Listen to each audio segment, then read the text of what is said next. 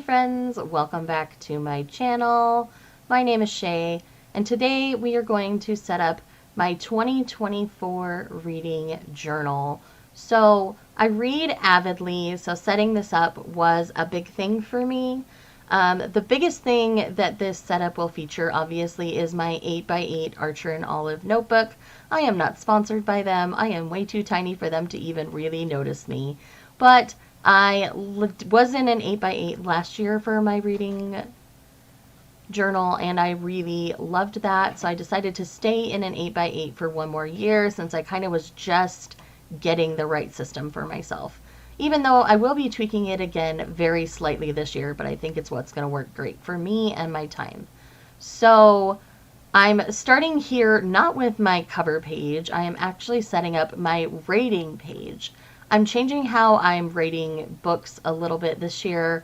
So I am writing down my system so that I have it handy here in my reading journal as I start to fill things out.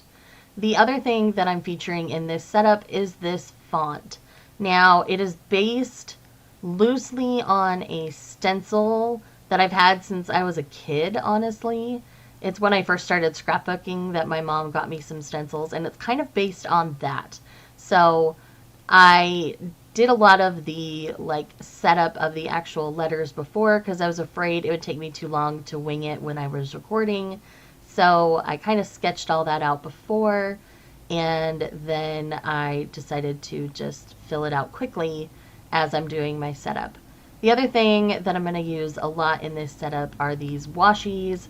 I got them both in my recent Stationery Pal haul.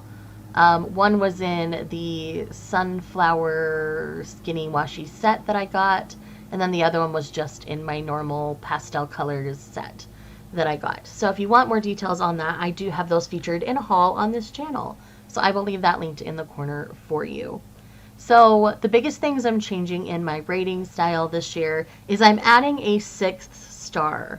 So typically I've been a 5-star rating girly for forever, but I realized that I want to feature my favorites more prominently in my journal, on my channel, all those kinds of things. So I've decided to adopt a 6th star rating. So my 6 stars are the ones that are like all-time favorites I'm obsessed with, I talk about incessantly, and you all probably get sick of hearing from me over on my other channel about. So I decided to have a way to feature those more prominently in my journal. I will do the big spreads like I did for Yumi and the Nightmare Painter for my 6-star reads, and then I'll do a 1-page version of that rather than a full spread for my 5-star ratings, and then everything else will just get a picture of the book and the star rating. I do rate typically on Goodreads. I fell way behind this year, but I plan on being more proactive about it and getting on at least once a week and updating. So my Goodreads will be linked down below if you're interested in following me over there. But if you want to hear me talk about any of these, I talk about them constantly on my YouTube channel, my Shay Geeks Out YouTube channel, where a lot of you came from. But if for some reason you found me just on this video, I will leave that channel linked down below for you to check me out. The other thing I'm adapting with my rating system this year is I am adding the CAWPILE system just as I'm more actively thinking about the ones that I feel a little more critical about. This is from G over at Book Roast. I will leave a video linking her details on the CAWPILE system down below for you so that you have that more handy for you. I really love the colors that I chose for this setup. I will try to leave all of the things that I can link down below for you just to make it easier. This Micron is the just number one. It's a pretty thick one and I like it, and then I paired it with a thinner Micron for the smaller writing. This orange marker was kind of a big star. That is my Kaladin. Hello. It is my black tuxedo cat that you're hearing in the background if you hear him. He is feeling very needy this morning, but I wanted to get this recorded, so we're going to go ahead and keep going here. So this marker, I was saying, I got it in the Stationery Pal haul as well to practice my brush lettering, but I really loved how quickly it was able to fill in this more thick font for this setup, and I ended up really enjoying using it. So I fully expect to be incorporating the more markers like these in my collection, just because this is the only one I have from this company.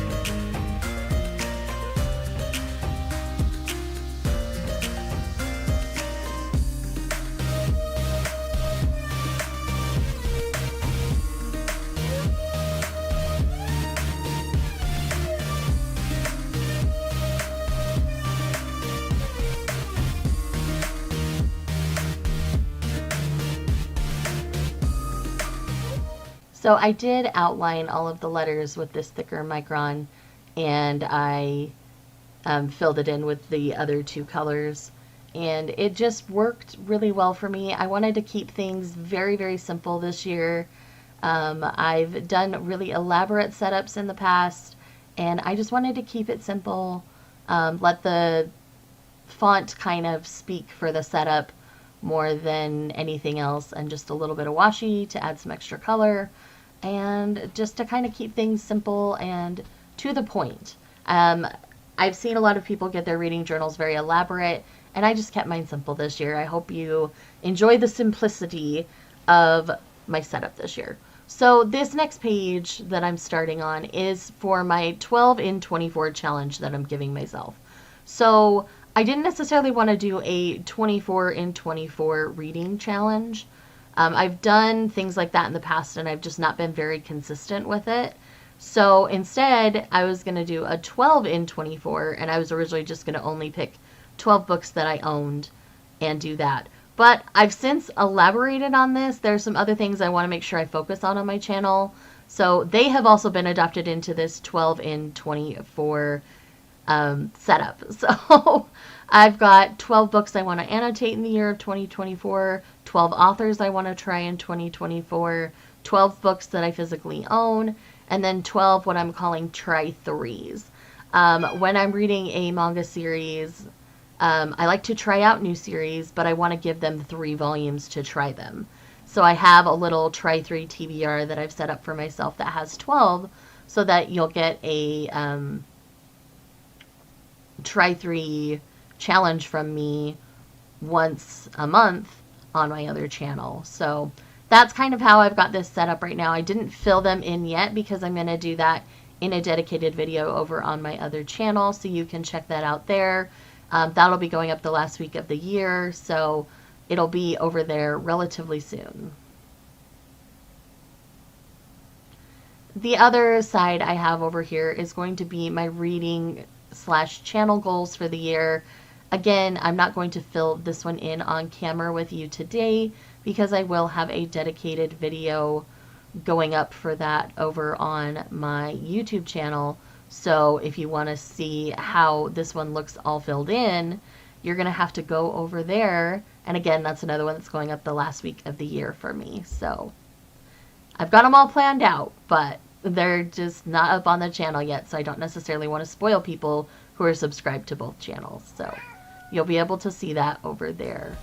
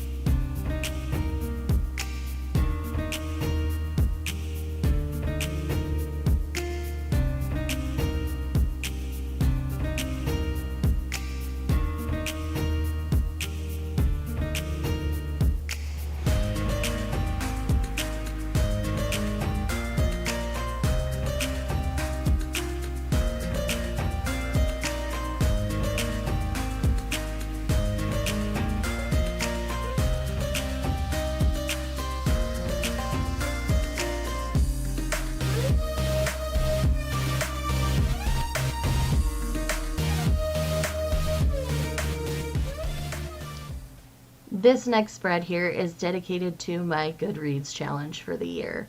So this is one where I put a little box and I color it in as I read a book for the year.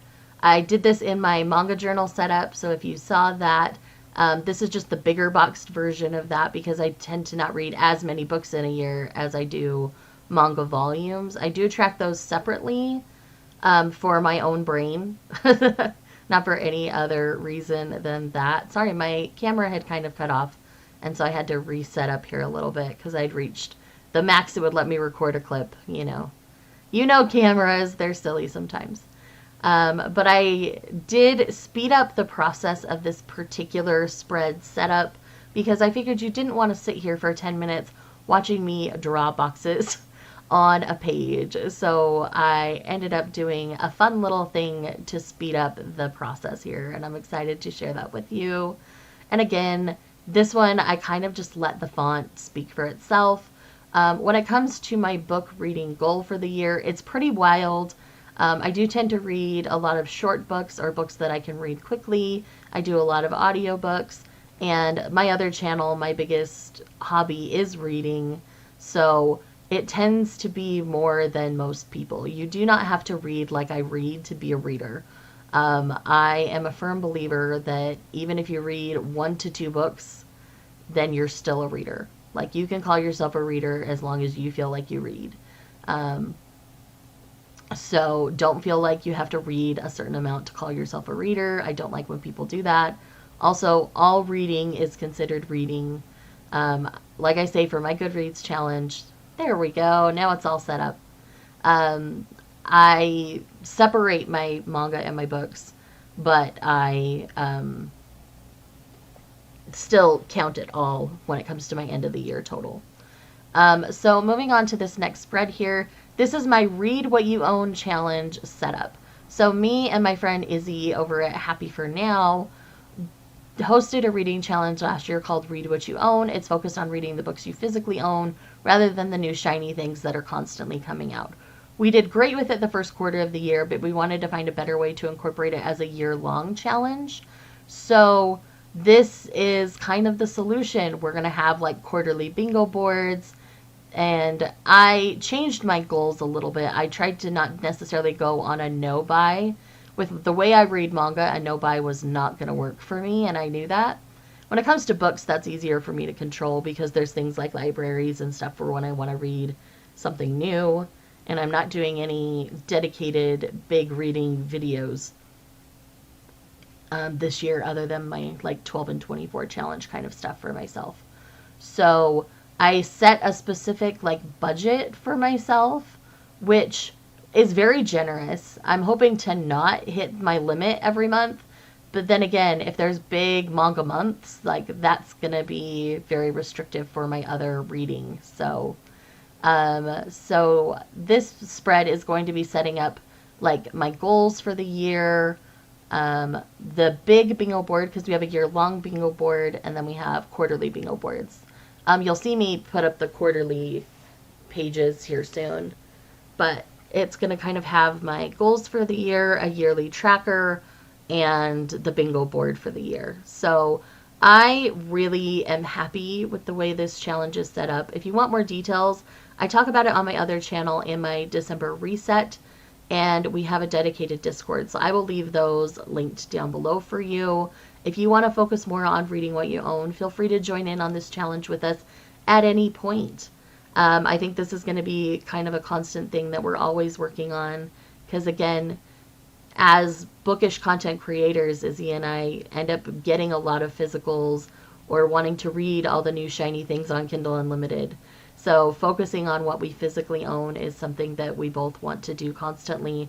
So I don't see this challenge necessarily going away anytime soon. We might tweak it each year a little bit as we find what works and what doesn't. But I'm really happy with the changes we made to it this year. And I really loved helping set up the graphics this year. Izzy set them all up herself last year, and I was happy to be able to help. The colors don't necessarily match this spread the best.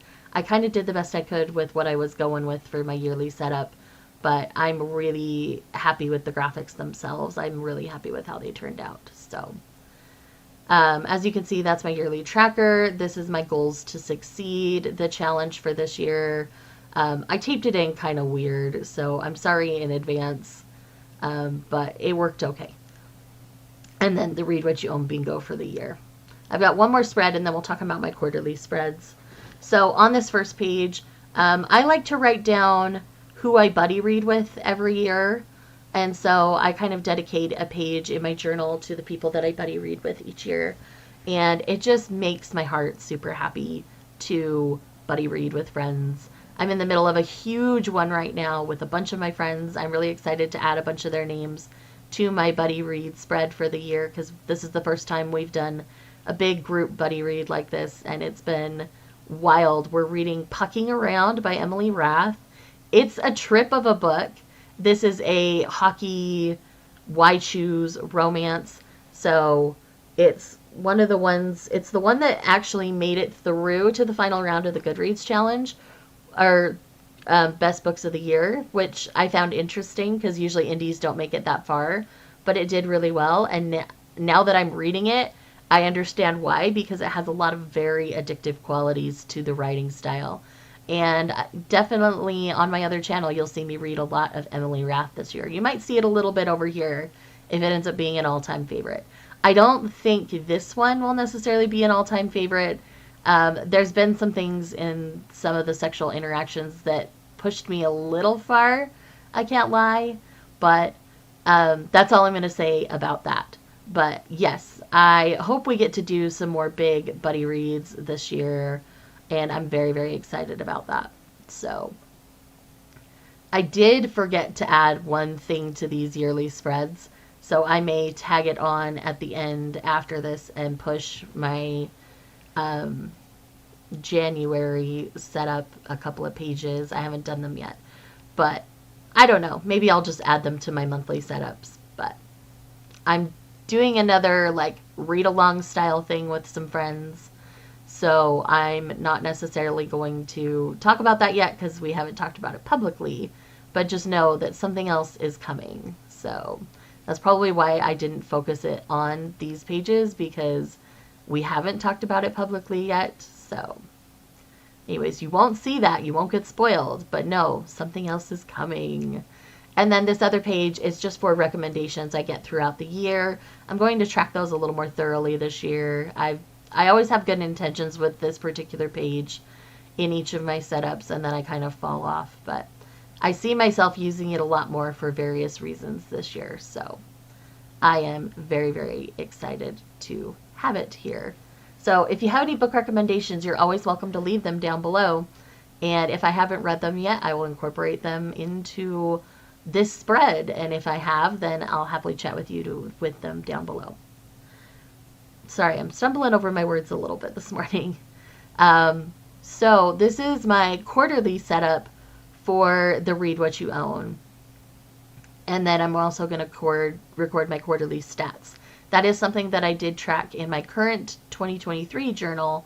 And so for 2024, since we have these bingo boards, I decided I would kind of have a place to come back and reflect on those each quarter, but they're going to be at the beginning of the quarter that I set them up.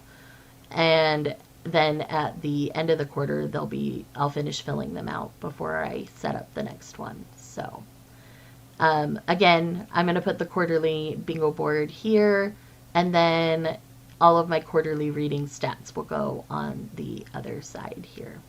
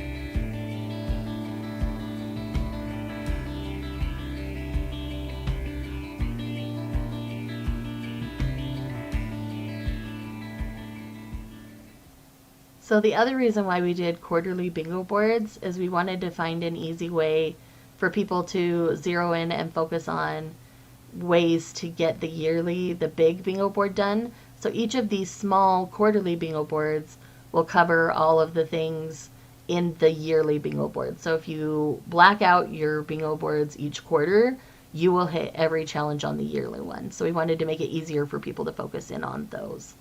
So here is the final flip through for this setup. I am really pleased and really happy with how this ended up turning out. I love that the font was the focus. Everything else was pretty minimal with it. And I'm just really pleased and really happy with how my setup is going for this year. Again, my tape downs didn't always work perfect, but I'm still happy with the general setup for all of it. So thank you so much for watching this video. I would love it if you would subscribe if you're new, and I'll see you in the next one.